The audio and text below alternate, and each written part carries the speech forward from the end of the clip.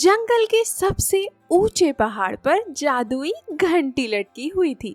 जब भी कोई मुसीबत आती, घंटी बजाई जाती और जंगल के सभी जानवर मिलकर समस्या का हल निकालते। लेकिन एक सुबह घंटी गायब थी। सभी जानवर घबरा कर इकट्ठा हुए। घंटी कोई चुरा ले गया, चीकू गिलहरी चिल्लाया। लेकिन क्यों? गोलू हाथी ने हैरानी से पूछा।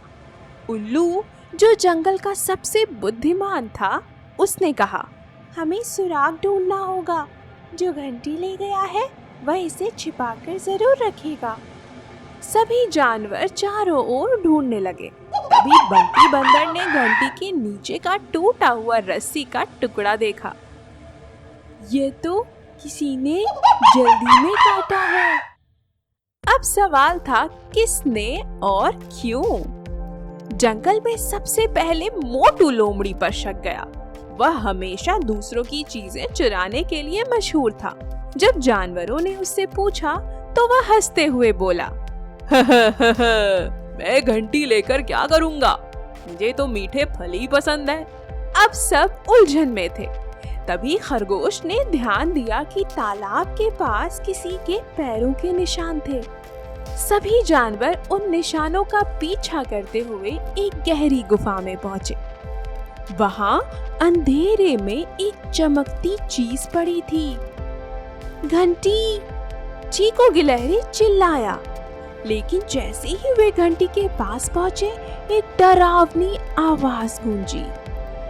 जो यहाँ आया वह वापस नहीं जा सकता। सब डर गए। लेकिन उल्लू ने ध्यान दिया कि यह आवाज गुफा की कर डरावनी लग रही थी। उल्लू ने अपनी आंखें तेज की और अंधेरे में देखा।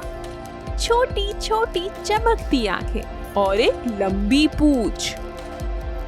यह तो टिल्लू नेवला है। सभी जानवर चौंक गए। तुमने घंटी क्यों चुराई? टिल्लू ने शर्मिंदा होकर कहा।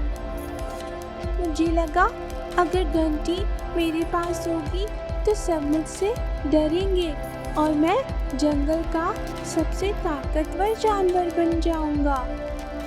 गोलू हाथी ने गहरी आवाज में कहा, टिल्लू, ताकत घंटी के पास रखने से नहीं आती, बल्कि सबकी मदद करने से मिलती है। टिल्लू को अपनी गलती का एहसास हुआ। उसने घंटी वापस लौटा दी और वादा किया कि वह अब कोई गलत काम नहीं करेगा। सच्ची ताकत दूसरों को डराने में नहीं, बल्कि सबकी भलाई में होती है। अब जंगल के सभी जानवर फिर से खुश थे और जादुई घंटी अपनी जगह वापस टंग गई, ताकि जब भी जरूरत पड़े सब मिलकर किसी भी मुश्किल का हल निकाल सके।